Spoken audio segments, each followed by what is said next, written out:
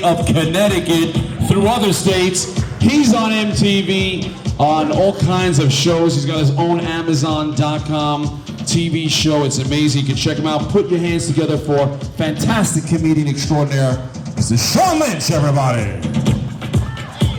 Alan Action, everybody. Alan Kennedy, also known as Alan Action. I gotta say, after watching Alan in action tonight at the fashion show, I gotta tell you, man, we could make $1 million. I want to make an alarm clock that just has an action figure of Alan on top of it. Yeah, it's 7:30. Get out of bed, fat ass. Time to make some money. He just points right at you. Come on, man.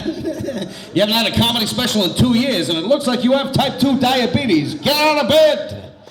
It'd be amazing. I was really excited when Alan told me to come down here and do that they were doing a fundraiser for Toys for Tots. I was moved and I thought, okay, man, how can I help? And then he told me that the Marines were involved, and my father and my big brother were both Marines. So I was like, hell yeah, man, I'm all about this. But then he told me there was going to be like a beauty contest / fashion show at the very beginning of it, and I saw some of the girls that were on the poster, and I was excited. But then, being a comic and being like a weird, insecure guy, I started getting afraid that it was a fashion show that was taking place near Albany. So I had like one of those anxiety nightmares last night that he was going to come out on stage and be like, "Ladies and gentlemen, give it up for a woman who was voted longest breasts in Schenectady, Ursula Utters." You know, this girl would come out like, "Ugh." But luckily it wasn't. I mean, the women were gorgeous. Can we give it up for them? They were absolutely stunners, man. I live in Hollywood, man. I know a 10 when I see it. It was, it was pretty cool, man. I recently moved from Los Angeles, California to Stamford, Connecticut because I like keeping it weird. And I gotta say, I'm glad. I'm glad to be back on the East Coast. Like, Christmas is real in the Northeast. Can we all agree? You need snow on the ground. You need to be around family. That's a real Christmas, you know? Christmas in Los Angeles is just like 4 people with spray tans sitting around a silver Christmas tree going like, you should really stay away from red meat, bro. It's really bad for you. Thanks, Tyler. We had some great comedians on here tonight. My good friend Tony Rogers, my buddy Frank Vera, and Jason Scoop. How fucking amazing is Jason's? Good Lord, man. So these guys were so good, it made it worth the trip, man. I was like, these guys, I just love to watch these guys in action, man. And then some new people that I hadn't seen before. Give it up for L. Kennedy and Twan Wood. They were fantastic. I gotta say, Twan, A, I think you're a great comedian. B, I feel like wherever you go, a 1980s pornography like movie bursts out. I feel like in any moment you would just walk out with a tool belt on, like, "Good evening, ma'am, I'm the plumber. I've come to plumb you." There's like 5 Waka Waka guitars and 3 women with implants come out, and everybody feels ashamed. It's Thanksgiving happened recently, and I was reminded of one of the comics was talking about Twan was talking about getting caught with pornography. And I had an incident happen once when I was 13 years old where I got caught on Thanksgiving with pornography. It was the worst. I grew up in a town called Salem, Massachusetts. You guys familiar with Salem? Home of the witch trials, right here. So when I was about 13 years old, this is like 1985, 86, one of my buddies gave me a pornographic VHS tape, which at 13 years old was like giving me gold. He was like, "Yeah, Lynchy, here's a porno tape. You can put it in your VCR, and it's like watching a fucking TV show of a Playboy. It's great, man." So I was like, "Oh my God, thank you."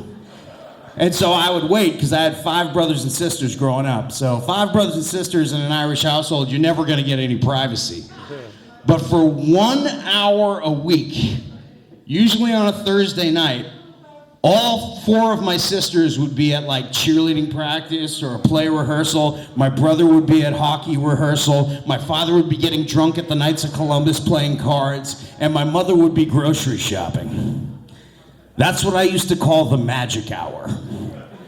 Because for 1 hour a week, I had that house to myself, and I I would take the VCR tape out of a secret place in the bathroom that I'd hidden underneath one of the shelves, and I would take it out and I would put it in the VCR and I would hit play and I would masturbate furiously like I would masturbate so furiously that it looked like I was trying to send my own balls back through time. It's like 1.21 jerkawatts. It was... And the funniest thing is I'd be standing there in the living room with my pants around my ankles like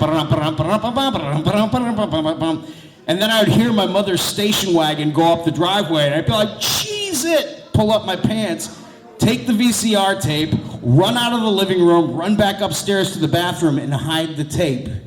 And it worked like a charm for about a year.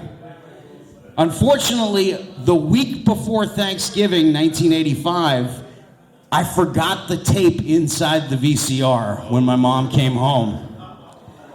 And finally, the next day, it's Thanksgiving dinner. Oh, no. All the cousins, all the aunts, all the uncles, everybody's around. And like most guys, right after Thanksgiving dinner, what do all the guys want to do? Go upstairs, watch the football game on the TV. So my grandfather, my father, all my uncles, my brother, they go upstairs to watch the TV. And while they're watching the football game, my grandpa, who's like 75 years old at the time, reaches for the TV remote to turn up the volume. But he accidentally reached for the VCR remote. And he hit play. So in the middle of the Patriots playing the Chicago Bears, all of a sudden the filthiest porno came across our family TV set. And my grandfather's like, Jesus, I can't hear the game. I'm trying to find out if the Patriots... Whoa. Jesus, there's whores on the television.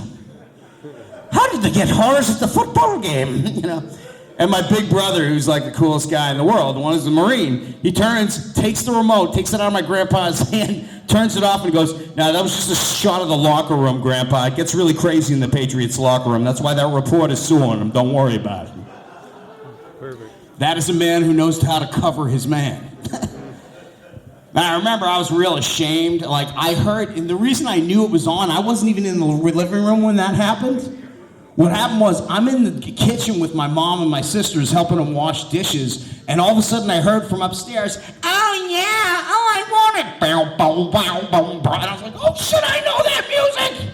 I start running up the stairs, and halfway up the stairs I'm like, why am I running towards this? I'm about to get my ass kicked. So then I decided to run back downstairs, and I ran all the way down into my family basement, and I'm sitting on my brother's weight bench, and I'm crying because I know my parents are going to give me up for adoption. My brother, William Lynch, USMC, he comes downstairs, and at the time, Billy's like 17, 18 years old, so he comes down, and he's like, "Yeah, dude, what's going on with that porno tape in the VCR, little man?" I'm like, "I don't know, I was jerking off and I love it and I played it, Grandpa knows I jerk off, oh God." My brother, being a cool 80s older brother, my brother looked exactly like the kid that gets kicked in the face at the end of the Karate Kid, you know. Blonde mullet, huge muscles, calls me a faggot all the time, still in my 40s. Yeah. That's the best thing. That's the best thing about having big brothers, right? I just had a special come out on Amazon Prime, and the first thing I talked to my brother. I'm like, "Hey, did you see my special on Amazon Prime?" He's like, "Dude, how did you get fatter? Aren't people in LA in shape, dude? You look round." Thanks, Billy. I know a lot of you guys had some weird preconceptions about me when I got on stage. People always have a weird thing about when I get on stage. Whenever they see my face, they always think either one of two things. They always think, "Boy, that kid from A Christmas Story looks like shit." Or, "Holy good God, that lesbian looks like Drew Carey." And you're both right. Just a little, I'm excited about Christmas. Everybody else here excited about Christmas? Right? Christmas is just around the corner. Not in Fort Plain. I mean, no, just kidding. Christmas is just around the corner. A prostitute named Christmas. And she does not come but twice a year. But I'm excited about Christmas. I'm excited about it. Like a lot of comedians, my free time is usually during the day. At night I do comedy shows and whatnot, and during the day I get to go shopping and hit the shopping malls and try and buy Christmas presents for my family. And I've noticed an interesting phenomenon that's been taking place in America this Christmas season. And it may be every Christmas season, but I particularly noticed this season. All shopping mall Santas are shit-faced by 4 p.m. I don't know who made this rule up. I don't know who told the Santas it was okay. But for some reason, if I go into a shopping mall and I see the shopping mall Santa at noon, he's doing a great job. He's got the little kid on his shoulder, be like, oh, what do you want for this here? Real professional. By 4 o'clock, I always walk by the guy and he's like, hey, what's your name, little partner? What is it, Andrew? Danny? What? DeAndre? Whatever happened to Kevin? Shit. Hey, oh, buddy, is that your mom over there? Is that your mom? She's beautiful. She looks just like Halle Berry's. Halle Berry? I was just telling your little kid you look like Halle Berry. You're gorgeous. Are you an actress? Is she a dancer? Sorry, I'm a flirt. That's why Mrs. Claus decided to run off with that personal trainer from Planet Fitness. She said, Dave, you ruined your life. I'm moving to Baltimore with Doug. And I said, Baltimore? Have you ever seen HBO's The Wire? You're gonna wind up a fat chalk outline, Barbara. But I digress, kid. What do you want for Christmas? Where the fuck is a Pokemon Go? Sounds like what Barbara's gonna get when she bangs that gym instructor in Baltimore. I'm just kidding with you, kid. That's kidding. By the way, Merry Christmas, and I'll make sure you... Holy crap, did we both just piss my pants out of that? God bless us, everyone. I tried to go clean, folks, but temptation's a bitch. I'm very excited. One of the nicest things that's happened during the pandemic was that I got engaged, which was kind of a weird thing to happen during the pandemic. But thank you very much. Thank you very much. She's a wonderful girl, a beautiful Dominican girl from Queens. Which, when we walk down the street, the people can't tell whether she's a prostitute or I'm kidnapping her. It's cool though. I mean, she's great. We've been friends for 20 years. We realized after 20 years she was the one, and I'm grateful to finally be getting engaged in my 40s. The thing that I'm most grateful about is that I can finally get off of Tinder, which is a nightmare for people my age. I know a lot of you younger, good-looking people, some of our younger comics and models and whatnot. I know you guys are all jumping all over Tinder and having a great time with that, and God bless, I'm sure it's great. But when you're my age and my weight and you go on Tinder, that's basically like going onto the internet and saying, hey, serial killer in Troy, I want to be the severed head you fuck in your van. It is a dangerous, dangerous thing for people my age to go on Tinder. And I can't, I was never a fan of Tinder. Even when I was younger, I always thought it was a little weird. Because of the simple reason that I am the product of Irish immigrants. My parents were Irish immigrants. They came over from Belfast many, many years ago. And they had one of the most romantic stories ever. Do you ever listen to stories about how your parents or your grandparents met? And the stories are so epic and romantic, and you want to be able to emulate that. Like every Christmas, my dad gets shit-faced, and he tells us the story about how he and my mom met. It's one of my favorite parts about Christmas. Because you got to picture, my dad is 350 pounds. He looks like John Goodman, and he sounds like Liam Neeson if you took his Lucky Charms. And we'll always say, we'll be like, Da, tell the story about how you met Ma. And my father will get by the fireplace and be like, all right, boys, get around now. I'll tell you the story. There you go. The year was 1959, and me and me 27 brothers found out they were giving away jobs and possibly vaginas in Boston, you see. And we took 27 potatoes and we carved them into canoes. And we went across the Atlantic in search of employment and possibly a hand job from a fat redhead named Molly. And I remember halfway across the Atlantic Ocean, we ran out of supplies and we had to eat Peter, Michael, and Patrick. Which is why we named your sisters after them. And I remember my first day of working at the dirt punching factory in Revere. I remember my boss sent me to the bank to do the payroll because I was the only Irishman on his construction crew that had all 10 fingers and could count when he was sober. And so my boss sends me to the bank, right? And I'm standing in line at the bank, boys. And as I'm standing in line at the bank, I saw the most beautiful woman I've ever seen in my whole life. She had red hair and green eyes and an ass you could put a Guinness on. And I remember thinking, Jesus, how will an immigrant like me ever pitch the woo to such a princess? So you know what I done, boys? I've done what every needle-dicked Irishman's done for 1,000 years.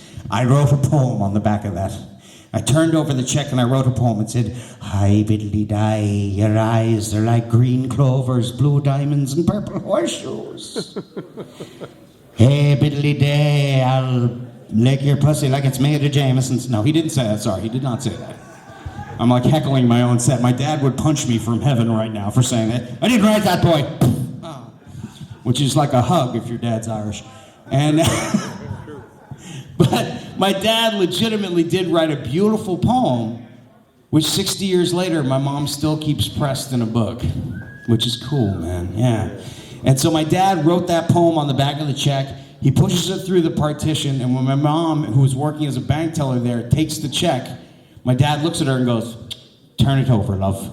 And she must have thought he was robbing the place or something. He's like, "No, this isn't a beer belly, it's C4, and I'll blow your tits off if you don't put the money in the bag." We can make it work, Trinny. So what happens is, she actually reads the real poem that my dad wrote, true poem that we have to this day, framed in my family. And when she looked up from the poem my dad wrote, they looked each other in the eyes for the first time. And my old man said to her, in 1959, "My name is William James Lynch, and I'm from Belfast, Ireland, and you're the most beautiful woman I've ever seen in my whole life. Could I please take you to dinner, love?" And 62 years later, I'm the youngest of his 6 sons, telling that story to you guys tonight in Fort Plain, New York. And I don't know if that's funny, but it's awesome. Amen. And it's true. And I love my dad. He's the ultimate romantic, man. And I wanted to make sure that if I was going to get married, I had to feel as much emotion as he felt for my mother. You know, because nothing was going to do. And that's why I can't understand you young millennial guys that are throwing your dicks all over the internet. What the hell kind of story are you guys going to be telling in 50 years when you're 75 years old, right? With your Tinder and your Bumble and your Flimber and your too many goats and not enough fish or whatever the hell millennials get herpes out of an Arby's parking lot on these days. I'm serious, man. My 25-year-old guys, when you're 75 and your half cyborg children are like, "Daddy, how did you eat, honey?" What are you gonna say when you're 75 years old? You're gonna be like standing there being like, "Well, gather around, children, and I'll tell you the story. I was at a bar in Schenectady called Fuddruckers, and no one would fuddrucker me. I thought I'd try to hit on all the ladies at the bar, and nobody was into me. And just as I thought it was curtains for me and my penis, I went on my iPhone. Now, children, the iPhone is how we used to communicate in 2021. Before Verizon put the V-chips in our buttholes in 2037. We all remember the great surgical reverse fart of 2037. And on these miracles called iPhones, we had what was called dating applications. And a dating application is how you got laid back in 2021. Because our mothers drank heavily and we all had a wee bit of autism. And I remember back in 2021, we always used to say a swipe right and a rando fuck is so much better than eye contact and a soul. So as long as these guys are laughing, I'm happy. So I went on to a dating application called Tinder. And I swiped and I swiped and I swiped and I swiped through photograph of hoe after hoe after hoe after hoe after hoe after hoe after hoe after hoe after. Come and get your love. Come and get your love. Take it to the rhythm section. I swiped and I swiped, but no matter how hard I swiped, I simply couldn't find a hoe that was DTF. Luckily, on swipe number 975, I swiped on a photograph of a hoe, and oh, what a hoe she was, children. She was beautiful. She was standing, leaning against a Ford Fiesta in a trailer park outside of Troy, New York. She was wearing a rainbow tube top with one of her titties hanging out and looked like a nipple was trying to direct traffic. And she was wearing a pair of Daisy Dukes, which made look like her ass cheeks were trying to pop out like those poppin' fresh rolls they have at the store. Over the small of her back was a tattoo that read, "Anything goes." And I like show tunes, you know. So I swiped to the right, don't you? Don't you know? And because she liked men who looked like Drew Carey's sweaty dead corpse, she swiped to the right too. 27 minutes later, we were having sexual relations at a Taco Bell off State Road. Now, we weren't having sex in the front like animals. We were having sex in the handicap stall in the back like two lovers in a Shakespeare poem. And I remember as I was banging away at her from behind inside of the handicap stall, I remember at one point she turned around. And for the first time, our eyes met. And she looked at me, and I looked at her, and we knew. We just knew she wasn't pressing charges. And that is how your father was born. You guys have been so much fun, man. I want to thank Alan for having me out here. I want to thank all my friends for doing this show.